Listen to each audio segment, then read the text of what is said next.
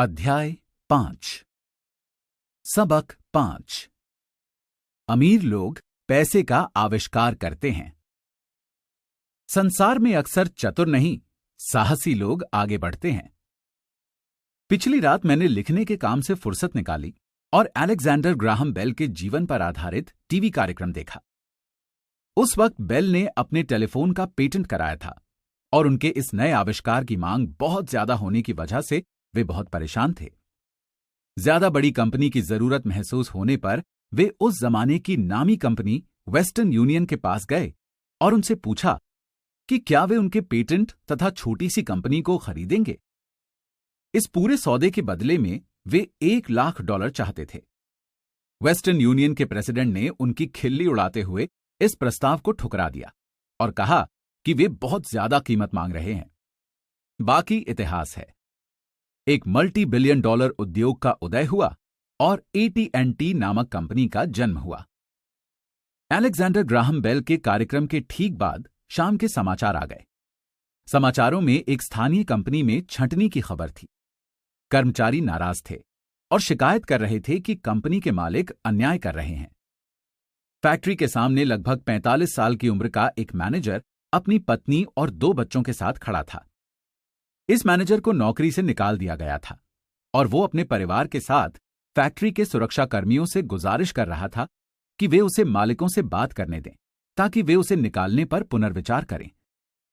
उसने उसी समय एक मकान खरीदा था और उसे डर था कि कहीं वो उसे गंवा न दे। कैमरा उसकी याचना पर केंद्रित था ताकि पूरा संसार इस दृश्य को देख ले।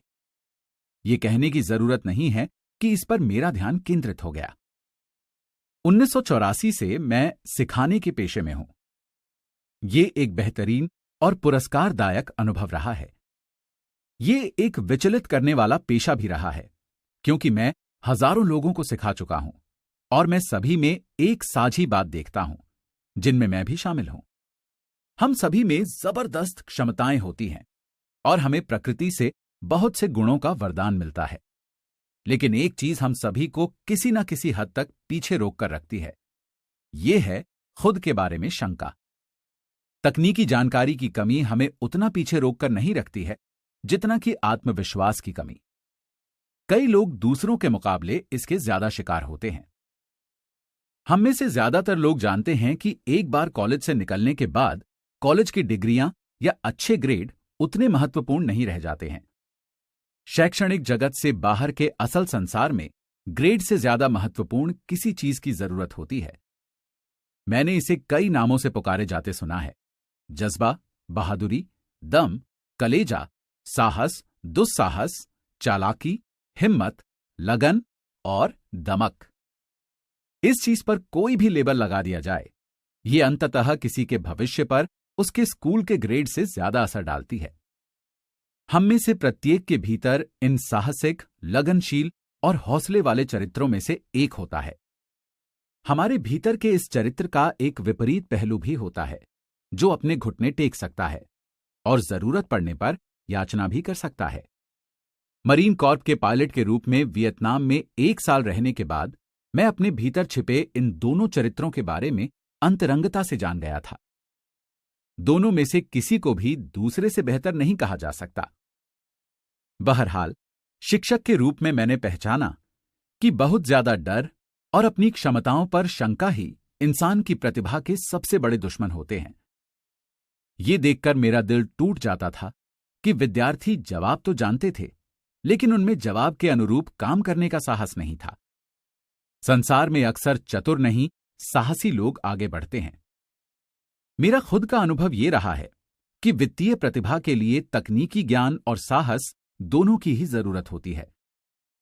अगर डर बहुत ज्यादा प्रबल है तो प्रतिभा का दमन हो जाता है। अपनी कक्षाओं में मैं विद्यार्थियों को बहुत प्रेरित करता हूं कि वे जोखिम लेना सीखें, बहादुर बने और अपनी प्रतिभा से उस डर को शक्ति व चतुराई में बदल लें। कुछ के लिए यह कारगर होता है, जबकि बाकी डर जाते हैं। मुझे एहसास हो चुका है कि पैसों के मामले में ज्यादातर लोग सुरक्षित खेल खेलना चाहते हैं। मैंने ऐसे सवाल सुने हैं: जोखिम क्यों लेना? मैं अपने वित्तीय IQ को विकसित करने का झंझट क्यों पालूं? मुझे वित्तीय दृष्टि से साक्षर क्यों बनना चाहिए? इस पर मैं जवाब देता हूं, सिर्फ इसलिए ताकि आपके पास ज्यादा विकल्प रहें। आगे विशाल परिवर्तन आने वाले हैं। आने वाले वर्षों में युवा आविष्कारक अलेक्जेंडर ग्राहम बेल जैसे कई लोग आएंगे।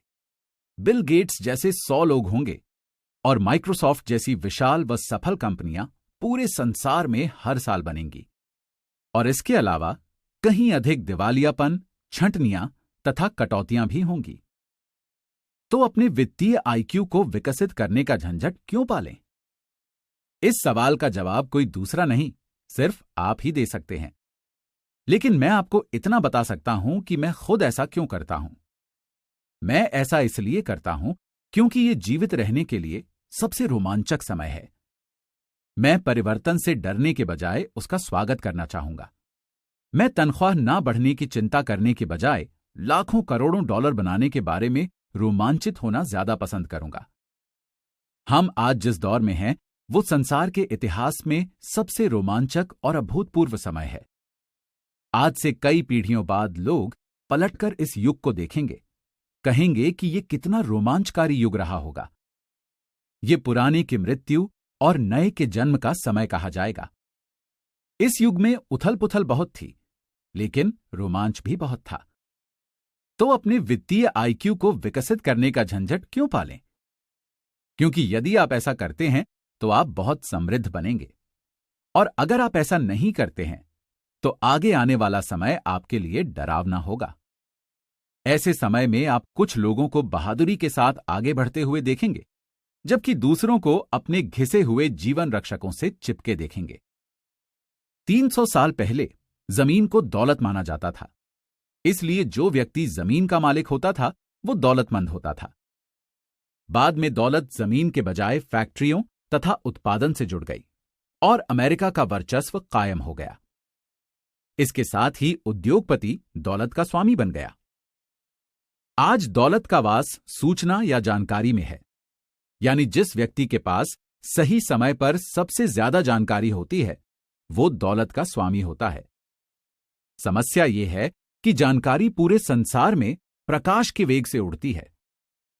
इस नई दौलत को सीमाओं या हदों में नहीं बांधा जा सकता, जिस तरह की जमीन और फैक्ट्रियों को बांधा जा सकता था। परिवर्तन ज्यादा तेज और ज्यादा नाटकीय होंगे। नए मल्टी मिलियनेयर्स की संख्या में भारी वृद्धि होगी, मगर ऐसे भी लोग होंगे जो पीछे छूट जाएंगे। आज मैं बहुत सारे लोगों को संघर्ष करते और अक्सर ज्यादा कड़ी मेहनत करते देखता हूं, सिर्फ इसलिए क्योंकि वे पुराने विचारों को कसकर पकड़े रहते हैं। वे चाहते हैं कि परिस्थितियां पहले जैसी ही रहें, इसलिए वे परिवर्तन का प्रतिरोध करते हैं। मैं ऐसे लोगों को जानता हूं जो अपनी नौकरियां छूटने या अपने मकान गंवाने के लिए तकनीक, अर्थव्यवस्था या अपने बॉस को दोष देते हैं। दुर्भाग्य से उन्हें यह महसूस ही नहीं होता कि समस्या का कारण वे खुद भी हो सकते हैं। पुराने विचार उनके सबसे बड़े शत्रु होते हैं। ये विचार शत्रु इसलिए होते हैं क्योंकि उन्हें ये बात पता ही नहीं होती कि जिस पुराने जमाने में वो विचार या कार्यशैली संपत्ति थी, वो पुराना जमाना अब जा चुका है। एक दोपहर मैं अपने द्वारा इजाद किए गए बोर्ड गेम कैश फ्लो का इस्तेमाल करके लोगों को निवेश करने का तरीका सिखा रहा था। एक महिला क्लास में अपनी सहेली को साथ लेकर आई थी। उस सहेली का हाल में तलाक हुआ था। स्त्री धन तय करने की प्रक्रिया में उसके हाथ बुरी तरह जल गए थे और वो अब कुछ जवाब खोज रही थी। उसकी सहेली को लगा कि शायद इस क्लास से उसे कुछ सीखने को मिलेगा। हमारा गेम लोगों को यह सिखाने के लिए तैयार किया गया है कि पैसा कैसे काम करता है। खेल खेलते समय वे इनकम स्टेटमेंट और बैलेंस शीट के आपसी संबंध के बारे में सीखते हैं। वे ये सीखते हैं कि किस तरह दोनों के बीच नकदी का प्रवाह होता है और किस तरह दौलत की राह में आपको अपनी संपत्ति वाले कॉलम से निकलने वाले मासिक कैश फ्लो को इस बिंदु तक बढ़ाना होता है कि वो आपके मासिक खर्च से ज्यादा हो जाए। एक बार जब आप ये कर लेते हैं तो आप चूहा दौड़ से बाहर निकलने और तीव्र मार्ग पर पहुंचने में कामयाब हो जाते हैं। जैसा मैं कह चुका हूं, कुछ लोग इस खेल से नफरत करते हैं, कई इससे प्रेम करते हैं और बाकी इसे समझ ही नहीं पाते हैं। इस महिला ने कुछ सीखने का एक मूल्यवान अवसर खो दिया। शुरुआती दौर में उसे एक खिलौना कार्ड मिला जिस पर एक नाव बनी हुई थी। पहले तो वो खुश हुई, अरे वाह, मुझे नाव मिल गई। इस पर उसकी सहेली ने उसे यह समझाया कि संख्याएं उसके इनकम स्टेटमेंट और बैलेंस शीट में कैसे काम करती हैं। इससे वो कुंठित हो गई क्योंकि उसे गणित कभी पसंद नहीं रहा था। बाकी खिलाड़ियों ने धैर्यपूर्वक इंतजार किया जब उसकी सहेली ने उसे इनकम स्टेटमेंट, बैलेंस शीट और मासिक कैश फ्लो का आपसी संबंध समझाया। जब उसे एहसास हुआ कि अंक कैसे काम कर रहे थे, तो अचानक उसे समझ आ गया कि उसकी नाव तो उसे जिंदा खा रही है। खेल में बाद में उसे नौकरी से भी निकाल दिया गया और उसे एक बच्चा हो गया। यह खेल उसके लिए एक भयानक अनुभव साबित हुआ। क्लास के बाद वो महिला मुझसे बोली कि उसकी सहेली बहुत विचलित हो गई है। वो क्लास में निवेश के बारे में सीखने आई थी और उसे ये विचार पसंद नहीं आया कि इतने मूर्खतापूर्ण खेल को खेलने में इतना ज्यादा समय बर्बाद किया जाए। उसकी सहेली ने उसे समझाने की कोशिश की कि वो अपने भीतर झांक कर देखे कि क्या उस खेल में किसी तरह उसकी अंदरूनी झलक दिखाई देती है। इस सुझाव पर उस महिला ने अपना पैसा वापस मांग लिया। उसने कहा कि यह सोचना भी मूर्खता है कि कोई खेल उसकी अंदरूनी झलक दिखा सकता है। उसका पैसा तुरंत वापस कर दिया गया और वो चली गई। 1984 से मैंने वो करके करोड़ों डॉलर कमाए हैं जो स्कूली तंत्र नहीं करता। स्कूल में ज्यादातर शिक्षक व्याख्यान देते हैं। अपने छात्र जीवन में मुझे व्याख्यानों से चिढ़ होती थी। मैं जल्दी ही बोर हो जाता था और मेरा दिमाग इधर उधर भटकने लगता था। 1984 में मैंने खेलों और सिमुलेशंस के माध्यम से सिखाना शुरू किया। आज भी मैं इन्हीं साधनों पर भरोसा करता हूं। मैं हमेशा अपने वयस्क विद्यार्थियों को प्रोत्साहित करता हूं कि वे खेलों को इस नजरिए से देखें कि ये उन्हें उनके ज्ञान और अज्ञान की झलक दिखाता है। सबसे महत्वपूर्ण बात, खेल व्यवहार की झलक दिखाते हैं। वे तुरंत फीडबैक देते हैं। किसी शिक्षक के आम व्याख्यान के बजाय खेल आपको एक व्यक्तिगत व्याख्यान दे रहा है जिसे खास तौर पर आपके लिए बनाया गया है। जो महिला खेल छोड़कर चली गई थी, उसकी सहेली ने बाद में मुझे फोन करके ताजा जानकारी दी। उसने कहा कि उसकी सहेली अब शांत हो गई थी। शांत होने के बाद वो खेल और अपने जीवन के बीच थोड़ा आपसी संबंध देख सकती थी। हालांकि उसने या उसके पति ने कभी नाव नहीं खरीदी थी, लेकिन उनके पास बाकी तमाम चीजें थीं जिनकी कल्पना की जा सकती थी। उनके तलाक से वो नाराज थी क्योंकि उसका पति एक कम उम्र की युवती के साथ भाग गया था, और इसलिए भी क्योंकि 20 साल के वैवाहिक जीवन के बाद उनके पास बहुत कम संपत्तियां थीं। उनके बीच बांटने के लिए ज्यादा कुछ था ही नहीं। उनका 20 साल का वैवाहिक जीवन मजेदार तो बहुत रहा था, लेकिन उन्होंने बस 1 टन खिलौने या उपकरण ही इकट्ठे किए थे। उसे एहसास हुआ कि अंक जोड़ने घटाने पर, इनकम स्टेटमेंट और बैलेंस शीट, उसे गुस्सा इसलिए आया था क्योंकि उसे उन्हें ना समझने पर शर्म आ रही थी। उसका यह मानना था कि पैसों और हिसाब किताब के काम पुरुषों के होते हैं। वो घर संभालती थी और मेहमानों का स्वागत करती थी, जबकि उसका पति आर्थिक मामले देखता था। अब उसे पक्का भरोसा हो चुका था कि वैवाहिक जीवन के आखिरी 5 सालों में उसके पति ने उससे पैसा छुपाया था। वो खुद पर नाराज थी कि उसे इस बारे में ज्यादा पता क्यों नहीं चला कि पैसा कहां जा रहा है। साथ ही इस बारे में भी कि उसे दूसरी औरत के बारे में पता क्यों नहीं चल पाया। बोर्ड गेम की ही तरह संसार भी हमें हमेशा तुरंत फीडबैक देता है। यदि हम ध्यान दें तो हम काफी कुछ सीख सकते हैं। कुछ समय पहले एक दिन मैंने अपनी पत्नी से शिकायत की कि ड्राई क्लीनर्स ने मेरे पैंट सिकोड़ दिए हैं। पत्नी हल्के से मुस्कुराई और उसने पेट में अंगुली गड़ाकर मुझे जानकारी दी कि पैंट नहीं सिकुड़े हैं, कोई दूसरी चीज फैल गई है। कैश फ्लो गेम इस तरह तैयार किया गया है ताकि हर खिलाड़ी को व्यक्तिगत फीडबैक मिल जाए। इसका उद्देश्य आपको विकल्प प्रदान करना है। अगर आपका नाव वाला कार्ड निकलता है और इससे आप कर्ज में आ जाते हैं, तो सवाल है, अब आप क्या कर सकते हैं? आप कितने अलग अलग वित्तीय विकल्पों के बारे में सोच सकते हैं? यही इस खेल का उद्देश्य है, खिलाड़ियों को नए और विविध वित्तीय विकल्पों के बारे में सोचना सिखाना। संसार के हजारों लोग इस खेल को खेल चुके हैं। जो खिलाड़ी चूहा दौड़ से सबसे जल्दी बाहर निकलते हैं, वे ऐसे लोग होते हैं जिनके पास अंकों की समझ और रचनात्मक वित्तीय दिमाग होता है। वे ज्यादा वित्तीय विकल्पों को पहचान लेते हैं। अमीर लोग अक्सर रचनात्मक होते हैं और सुनियोजित जोखिम लेते हैं। जिन लोगों को सबसे ज्यादा समय लगता है, वे ऐसे लोग होते हैं जिनके पास अंकों की समझ नहीं होती और वे अक्सर निवेश की शक्ति को भी नहीं समझते हैं। कैश फ्लो खेलने वाले कई लोग ऐसे भी होते हैं जो इस खेल में पैसा तो काफी कमा लेते हैं, लेकिन उन्हें यह पता ही नहीं होता कि उस पैसे का क्या करें। हालांकि उनके पास पैसा होता है, लेकिन बाकी सभी खिलाड़ी उनसे आगे निकलते नजर आते हैं। और असली जिंदगी में भी यही होता है। ऐसे बहुत से लोग हैं जिनके पास पैसा तो बहुत है, लेकिन वे वित्तीय दृष्टि से आगे नहीं निकल पाते हैं। अपने विकल्पों को सीमित करना पुराने विचारों से चिपके रहने की तरह है। हाई स्कूल के समय का मेरा एक दोस्त है जो इस वक्त 3 नौकरियां एक साथ करता है। बरसों पहले वो सभी सहपाठियों में सबसे अमीर हुआ करता था। जब स्थानीय शुगर प्लांटेशन बंद हुआ तो जिस कंपनी में वो काम करता था वो भी बंद हो गई। उसके हिसाब से उसके पास सिर्फ एक ही विकल्प था, और वो था पुराना विकल्प, कड़ी मेहनत करो। समस्या ये थी कि वो कोई बराबरी की नौकरी नहीं खोज पाया जो पुरानी कंपनी में उसकी वरिष्ठता को मान्यता दे। इसके फलस्वरूप उसके पास वर्तमान में जो नौकरियां हैं वो उसकी योग्यता की तुलना में बहुत नीचे की हैं, इसलिए उसकी तनख्वाह भी कम है। अब वो गुजारा करने लायक कमाई करने के लिए 3 नौकरियां करता है। मैंने कैश फ्लो खेलने वाले लोगों को ये शिकायत करते देखा है कि उनके पास सही अवसर वाले कार्ड नहीं आ रहे हैं, इसलिए वे जहां के तहां बैठे रहते हैं।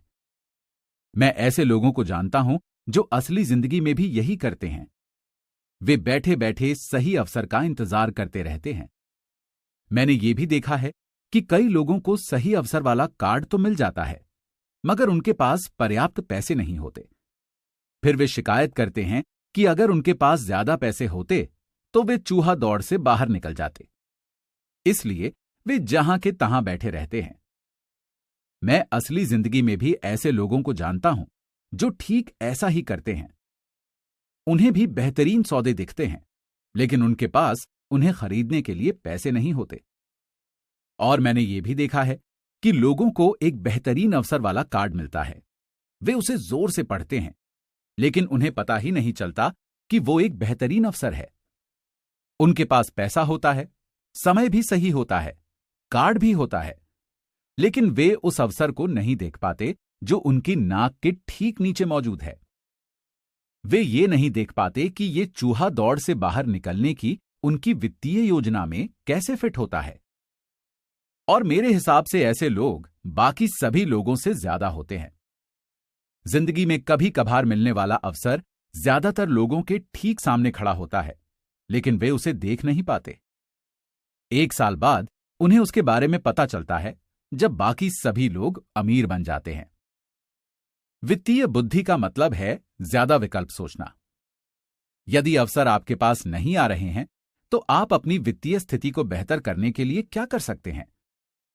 अगर कोई अवसर आपकी गोद में आ टपकता है, लेकिन आपके पास पैसा ना हो और बैंक वाले उधार देने को तैयार ना हो, तो आप उस अवसर से कैसे लाभ उठा सकते हैं? यदि आपका अनुमान गलत है और आपको अपनी उम्मीद के मुताबिक चीज नहीं मिलती है, तो आप किसी बुरी परिस्थिति को लाखों डॉलर में कैसे बदल सकते हैं? यही वित्तीय बुद्धि है। इसका संबंध इस बात से उतना नहीं है कि क्या होता है, इसका संबंध तो इस बात से है कि किसी बुरी परिस्थिति को लाखों डॉलर में बदलने के लिए आप कितने अलग अलग वित्तीय समाधान सोच सकते हैं। ये इस बारे में है कि आप पैसे की समस्याओं को सुलझाने में कितने रचनात्मक हैं। ज्यादातर लोग सिर्फ एक ही समाधान जानते हैं, कड़ी मेहनत करो, पैसे बचाओ और कर्ज लो। सवाल यह है कि आपको अपनी वित्तीय बुद्धि क्यों बढ़ानी चाहिए क्योंकि आप ऐसे व्यक्ति बनना चाहते हैं जो अपनी किस्मत खुद बनाता है। आप अपने साथ होने वाली घटनाओं को स्वीकार करते हैं और उन्हें बेहतर बनाते हैं। बहुत कम लोगों को इस बात का एहसास होता है कि पैसे की तरह ही किस्मत भी बनाई जाती है। और अगर आप कड़ी मेहनत करने के बजाय ज्यादा खुशकिस्मत बनना चाहते हैं तथा पैसा उत्पन्न करना चाहते हैं, तो आपकी वित्तीय बुद्धि महत्वपूर्ण है। अगर आप ऐसे इंसान हैं जो सही परिस्थितियों के आने का इंतजार करता है, तो आपको शायद बहुत लंबे समय तक इंतजार करना पड़ेगा। ये तो वैसा ही है जैसे यात्रा शुरू करने से पहले आप इस बात का इंतजार करें कि अगले 5 मील तक की सभी ट्रैफिक लाइट्स हरी हों। बचपन से ही अमीर डैडी ने माइक और मुझे लगातार बताया था कि पैसा वास्तविक नहीं है। अमीर डैडी हमें बार बार याद दिलाते थे कि जब हमने प्लास्टर ऑफ पेरिस के सांचे में पैसे ढालना शुरू किया था, तब हम धन के रहस्य के कितने करीब आ गए थे। गरीब और मध्य वर्गीय लोग पैसे के लिए काम करते हैं। वे कहते थे, अमीर लोग पैसे बनाते हैं। तुम धन को जितना वास्तविक मानोगे, उसके लिए उतनी ही ज्यादा मेहनत करोगे। यदि तुम इस विचार को दिल में उतार लोगे कि धन असली चीज नहीं है, तो तुम ज्यादा तेजी से ज्यादा अमीर बन सकते हो। ये क्या है? ये सवाल माइक और मैं अक्सर पूछते थे। अगर धन असली चीज नहीं है, तो फिर ये क्या है? धन वही है जिसके बारे में हम एक मत हो जाएं। अमीर डैडी बस इतना ही कहते थे। हमारा दिमाग हमारे पास मौजूद सबसे शक्तिशाली संपत्ति है। अगर इसे अच्छी तरह प्रशिक्षित कर दिया जाए, तो यह लगभग तुरंत ही भारी दौलत उत्पन्न कर सकता है। अप्रशिक्षित मस्तिष्क बहुत गरीबी भी उत्पन्न कर सकता है, जो किसी परिवार में पीढ़ियों तक कायम रह सकती है। सूचना युग में पैसा बिजली की गति से बढ़ रहा है। केवल विचारों और अनुबंधों की बदौलत कुछ लोग शून्य से बेहद अमीर बन रहे हैं। जो लोग जीविका के लिए शेयरों या निवेशों का कारोबार करते हैं, वे इसे सारे समय होते देखते हैं। अक्सर शून्य से लाखों करोड़ों डॉलर तुरंत ही कमाए जा सकते हैं। और शून्य से मेरा मतलब है कि पैसे के लेन देन के बिना। यह अनुबंध से होता है। ट्रेडिंग पिट में हाथ के एक संकेत से लिस्बन में एक व्यापारी की स्क्रीन पर बत्ती जलती है। टोरंटो में व्यापारी की स्क्रीन पर सौदा उभरता है और वापस लिस्बन में बत्ती जल जाती है। मेरे ब्रोकर को खरीदने और एक पल बाद बेचने के लिए बस फोन भर करने की जरूरत होती है। इस पूरे मामले में पैसे का लेन देन कहीं नहीं हुआ, अनुबंधों का हुआ। तो अपनी वित्तीय प्रतिभा क्यों विकसित करें? इस सवाल का जवाब सिर्फ आप ही दे सकते हैं। मैं आपको बता सकता हूं कि मैं इस क्षेत्र में अपनी प्रतिभा क्यों विकसित कर रहा हूं। मैं ऐसा इसलिए करता हूं क्योंकि मैं तेजी से पैसे बनाना चाहता हूं। इसलिए नहीं क्योंकि मुझे जरूरत है, बल्कि इसलिए क्योंकि मैं ऐसा करना चाहता हूं। यह सीखने की बड़ी दिलचस्प प्रक्रिया है। मैं अपना वित्तीय आईक्यू इसलिए विकसित करता हूं क्योंकि मैं संसार के सबसे तेज और सबसे बड़े खेल में शामिल होना चाहता हूं। और अपने छोटे तरीके से मैं मानवता के इस अभूतपूर्व विकास का हिस्सा बनना चाहता हूं। एक ऐसे युग का जहां इंसान अपने शरीर से नहीं, बल्कि विशुद्ध रूप से अपने दिमाग से काम करते हैं। इसके अलावा यहीं पर रोमांच है। यही है जो हो रहा है। ये फैशन में है, ये भयावह है और ये मजेदार भी है। इसीलिए मैं अपनी वित्तीय बुद्धि में निवेश करता हूं और अपनी सबसे शक्तिशाली संपत्ति यानी अपने दिमाग को विकसित करता हूं। मैं उन लोगों की जमात में शामिल होना चाहता हूं जो साहस के साथ आगे बढ़ रहे हैं। मैं उन लोगों के साथ नहीं रहना चाहता जो पीछे छूट जाते हैं। मैं आपको पैसे बनाने का एक सरल उदाहरण देना चाहूंगा। 1990 के दशक की शुरुआत में फीनिक्स, एरिजोना की अर्थव्यवस्था बहुत खराब हालत में थी। मैं एक टीवी शो देख रहा था जिसमें एक वित्तीय नियोजक आकर निराशावादी भविष्यवाणियां करने लगा। उसने पैसे बचाने की सलाह दी। उसने कहा, हर महीने $100 की बचत करोगे तो 40 साल में मल्टी मिलियनेयर बन जाओगे। देखिए, हर महीने निश्चित राशि बचाने का विचार काफी दमदार है। यह भी एक विकल्प है, वो विकल्प जिसे सबसे ज्यादा लोग चुनते हैं। समस्या यह है, ऐसा करने पर आदमी को यह नहीं दिखता है कि उसके आसपास क्या हो रहा है। इससे वो बड़े अवसर चूक जाता है जिनसे उनका पैसा कहीं ज्यादा तेजी से बढ़ सकता था। नतीजा ये होता है कि संसार उसके पास से गुजरकर आगे बढ़ जाता है। जैसा मैंने कहा था, उस वक्त अर्थव्यवस्था की हालत बहुत खराब थी। निवेशकों के लिए यह बाजार की आदर्श स्थिति होती है। मेरा बहुत सारा पैसा उस वक्त शेयर बाजार और अपार्टमेंट हाउसेज में लगा हुआ था। मेरे पास नकद पैसे बहुत कम थे। चूंकि लोग जायदाद कौड़ियों के मोल बेच रहे थे, इसलिए मैं खरीद रहा था। मैं पैसे नहीं बचा रहा था, मैं तो निवेश कर रहा था। किम और मेरे 10 लाख से ज्यादा डॉलर बाजार में काम कर रहे थे और तेजी से बढ़ रहे थे। ये निवेश करने का सर्वश्रेष्ठ अवसर था। अर्थव्यवस्था भयावह थी। मैं इन छोटे सौदों का प्रलोभन छोड़ नहीं पाया। जिन मकानों की कीमत कभी 1 लाख डॉलर थी, वे अब $75,000 में मिल रहे थे। लेकिन स्थानीय रियल एस्टेट एजेंट्स के जरिए खरीदारी करने के बजाय मैं दिवालिया वकील के ऑफिस में या अदालत की सीढ़ियों पर खरीदारी करने लगा। खरीदारी की इन जगहों पर $75,000 का मकान कई बार $20,000 या इससे भी कम में मिल जाता था। मैंने अपने एक मित्र से $2,000 का लोन लिया। शर्त थी कि 90 दिन में इस पर $200 का ब्याज देना होगा। मैंने वकील को डाउन पेमेंट के तौर पर कैशियर का चेक दिया। जब अनुबंध की कार्यवाही चल रही थी, तब मैंने एक विज्ञापन देकर $75,000 के मकान को सिर्फ $60,000 में बेचने का प्रस्ताव रखा। कोई डाउन पेमेंट नहीं। फोन की घंटी तेजी से बजने लगी। संभावित खरीदारों को छांटा गया और एक बार जब जायदाद कानूनन मेरी हो गई, तो सभी संभावित खरीदारों को मकान देखने की अनुमति दे दी गई। ये जुनून को हवा देने जैसा था। मकान चंद मिनटों में ही बिक गया। मैंने $2,500 की प्रोसेसिंग फीस मांगी, जो मुझे खुशी खुशी दे दी गई, और आगे का काम एस्क्रो तथा टाइटल कंपनी ने संभाल लिया। मैंने अपने मित्र के $2,000 $200 ब्याज के साथ लौटा दिए। वो खुश था, मकान खरीदने वाला खुश था, वकील खुश था और मैं भी खुश था। मैंने एक ऐसा मकान $60,000 में बेच दिया जो मुझे $20,000 में पड़ा था। खरीदार से प्रॉमिसरी नोट के रूप में $40,000 मेरे संपत्ति वाले कॉलम में आ गए। इस सारे काम में कुल 5 घंटे का समय लगा। अब जब आप वित्तीय दृष्टि से ज्यादा साक्षर बनने और अंक पढ़ने में माहिर बनने की राह पर हैं, मैं आपको बताऊंगा कि ये पैसे के आविष्कार का उदाहरण क्यों है। अगर आप साथ में दी गई PDF फाइल के पेज नंबर 23 पर बने इनकम स्टेटमेंट और बैलेंस शीट के रेखा चित्रों को देखें, तो आप समझेंगे कि संपत्ति वाले कॉलम में $40,000 उत्पन्न होते हैं। बिना टैक्स चुकाए पैसे का आविष्कार किया गया है। 10% ब्याज पर $4,000 प्रति वर्ष का कैश फ्लो आमदनी में जुड़ जाता है।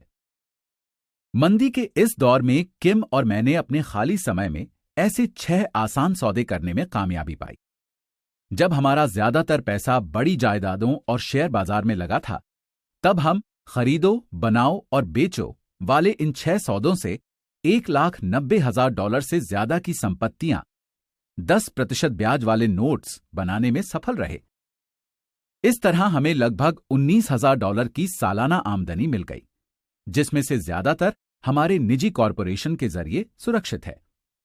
$19,000 की सालाना आमदनी का ज्यादातर हिस्सा हमारी कंपनी की कारों, गैस, यात्राओं, बीमे, ग्राहकों के साथ डिनर और दूसरी चीजों में खर्च होता है। जब तक सरकार को उस आमदनी पर टैक्स लगाने का मौका मिलता है, तब तक ये कानूनी रूप से खर्च हो चुकी होती है।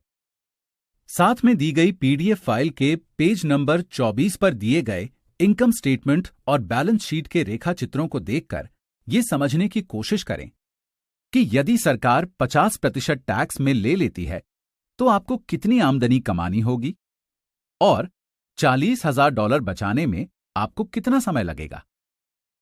ये इस बात का आसान उदाहरण था कि वित्तीय बुद्धि का इस्तेमाल करके कैसे पैसे का आविष्कार किया जाता है, उसे उत्पन्न किया जाता है और उसकी रक्षा की जाती है।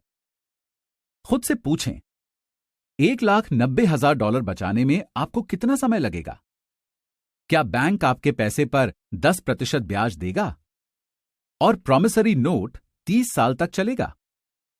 मैं उम्मीद करता हूं कि वे मुझे मेरे 1,90,000 कभी ना लौटाएं। अगर वो मुझे मूलधन लौटा देते हैं तो मुझे टैक्स चुकाना होगा। इसके अलावा 30 साल तक $19,000 सालाना का मतलब $5 लाख से ज्यादा आमदनी होती है। लोग मुझसे पूछते हैं कि अगर सामने वाला पैसे ना चुका पाए तो क्या होगा। ऐसा भी होता है और यह अच्छी खबर है। $60,000 का मकान वापस ले लिया जाता है और $70,000 में दोबारा बेच दिया जाता है। एक बार फिर $2,500 लोन प्रोसेसिंग फीस के रूप में वसूल कर लिए जाते हैं। इस नए खरीदार को भी कोई डाउन पेमेंट नहीं करना होगा और प्रक्रिया इसी तरह चलती रहेगी। पहली बार मकान बेचने के बाद मैंने उधार के $2,000 वापस लौटा दिए, इसलिए तकनीकी दृष्टि से उस सौदे में मेरा एक भी पैसा खर्च नहीं हुआ। निवेश पर मेरा मुनाफा अनंत है। ये इस बात का उदाहरण है कि पैसों के बिना बहुत सा पैसा किस तरह बनाया जा सकता है। मेरे दूसरे सौदे में यानी मकान दोबारा बेचने पर मैं $2,000 अपनी जेब में रख लूंगा और कर्ज की अवधि एक बार फिर 30 साल कर दूंगा। अगर मुझे पैसा वापस मिल जाए तो निवेश पर मुझे कितना मुनाफा होगा मैं नहीं जानता, लेकिन यह निश्चित रूप से हर महीने $100 की बचत को तो हरा ही देगा, जो दरअसल $150 से शुरू होती है, क्योंकि ये टैक्स के बाद की आमदनी है जो 40 साल तक ब्याज कमाएगी। यही नहीं, मिलने वाले ब्याज पर भी आपको टैक्स चुकाना पड़ता है। इसमें ज्यादा समझदारी नहीं है। यह सुरक्षित तो हो सकता है, लेकिन चतुराई भरा नहीं है। कुछ साल बाद जब फीनिक्स का रियल एस्टेट बाजार मजबूत हुआ, तो जिन मकानों को हमने $60,000 में बेचा था, उनका मूल्य बढ़कर $1,10,000 हो गया। नीलामी के अवसर अब भी मौजूद तो थे, लेकिन दुर्लभ हो गए थे। उनकी तलाश करने में एक कीमती संपत्ति यानी मेरा समय बहुत खर्च हो रहा था। इसके अलावा हजारों खरीदार मुट्ठी भर उपलब्ध सौदों की तलाश कर रहे थे। बाजार बदल गया था। ये आगे बढ़ने और संपत्ति वाले कॉलम के लिए दूसरे अवसरों की तलाश करने का समय था। आप यहां ऐसा नहीं कर सकते। यह कानून के खिलाफ है। आप झूठ बोल रहे हैं। मैं ये टिप्पणियां जितनी बार सुनता हूं, उतनी बार ये नहीं सुनता। क्या आप मुझे ऐसा करने का तरीका बता सकते हैं? गणित सरल है। आपको इसमें बीजगणित या कैलकुलस के ज्ञान की जरूरत नहीं होती। कानूनी सौदे और भुगतान की वसूली का काम एस्क्रो कंपनी संभालती है।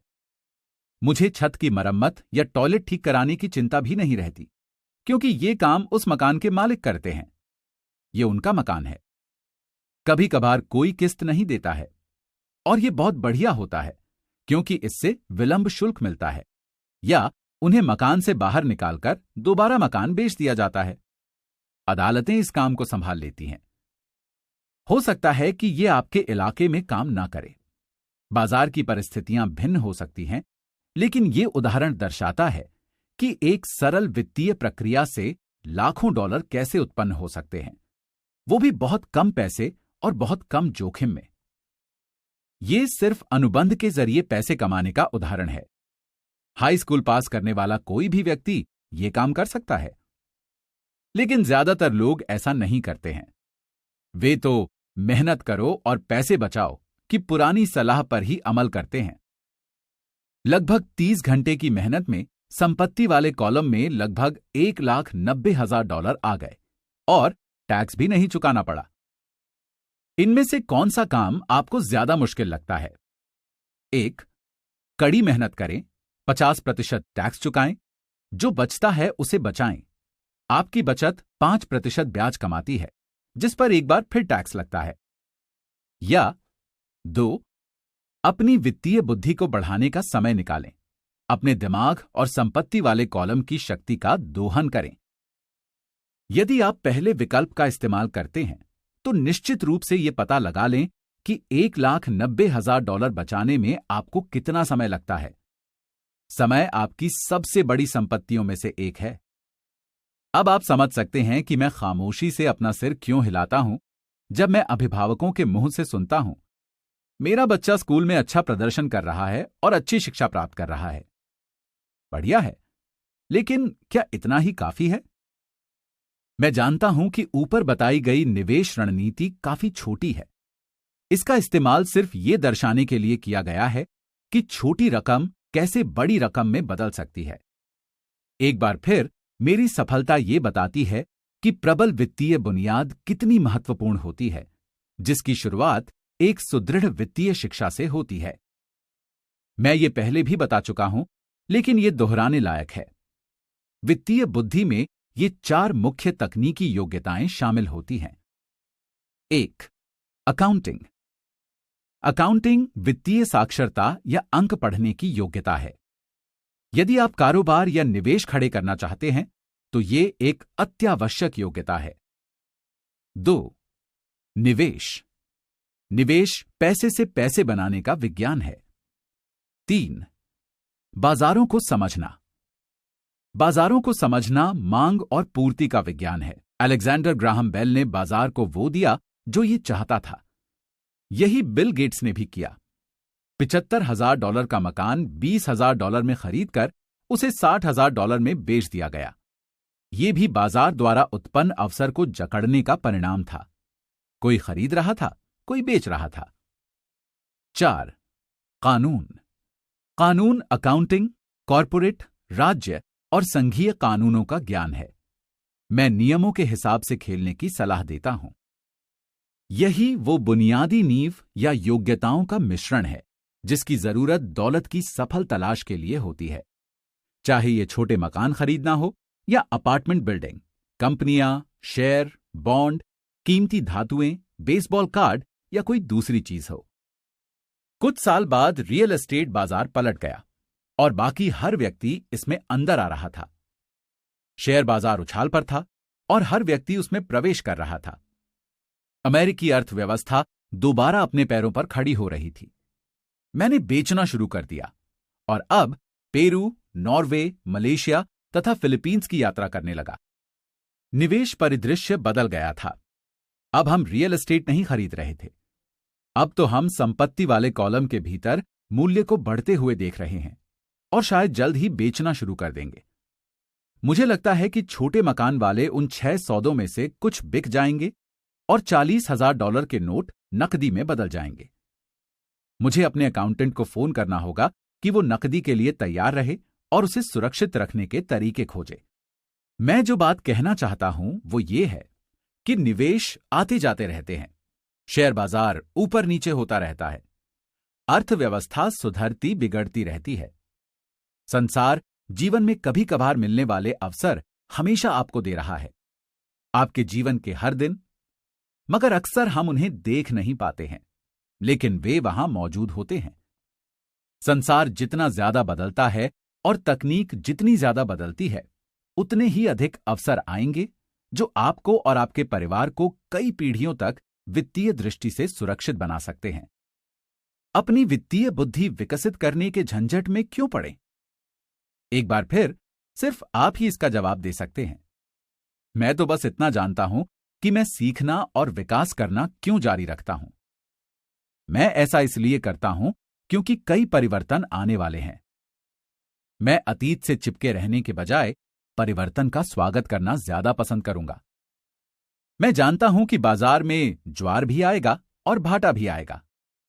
मैं अपनी वित्तीय बुद्धि को लगातार बढ़ाना चाहता हूं, क्योंकि बाजार में होने वाले हर परिवर्तन पर कुछ लोग घुटने टेककर अपनी नौकरियों की भीख मांगेंगे। इस दौरान दूसरे लोग जीवन की थमाई बुरी परिस्थितियों को लेंगे और जीवन हम सभी को कभी कभार बुरी परिस्थितियां थमाता है और उन्हें लाखों डॉलर में बदल लेंगे। यही वित्तीय बुद्धि है। मुझसे अक्सर उन बुरी परिस्थितियों के बारे में पूछा जाता है जिन्हें मैंने लाखों डॉलर में बदला है। मैं अपने निवेशों के ज्यादा उदाहरण देने में संकोच करता हूं, क्योंकि मुझे डर है कि ये डींगे हाँकने या शेखी बघारने का काम लग सकता है। मेरा ऐसा कोई इरादा नहीं है। मैं तो सिर्फ वास्तविक और आसान घटनाओं के संख्यात्मक व समयावधि वाले उदाहरण देता हूं। मैं उदाहरण इसलिए देता हूं क्योंकि मैं आपको बताना चाहता हूं कि ये आसान है और आप वित्तीय बुद्धि के इन 4 स्तंभों से जितने ज्यादा परिचित होते हैं, ये उतना ही ज्यादा आसान होता है। व्यक्तिगत रूप से मैं वित्तीय विकास हासिल करने के लिए दो मुख्य साधनों का इस्तेमाल करता हूं, रियल एस्टेट और small cap share. Real estate में निवेश मेरी नींव है। मेरी जायदादें लगातार कैश फ्लो प्रदान करती हैं और कभी कभार मूल्य भी बहुत बढ़ जाता है। मैं स्मॉल कैप शेयरों का इस्तेमाल तीव्र विकास के लिए करता हूं। मैं जो करता हूं आपको वैसा करने की सलाह नहीं देता हूं। उदाहरण बस यही हैं। उदाहरण, अगर अवसर बहुत जटिल है और मैं निवेश को नहीं समझता हूं तो मैं निवेश नहीं करता हूं। वित्तीय दृष्टि से सफल होने के लिए बस सरल गणित और सहज बोध की ही जरूरत होती है।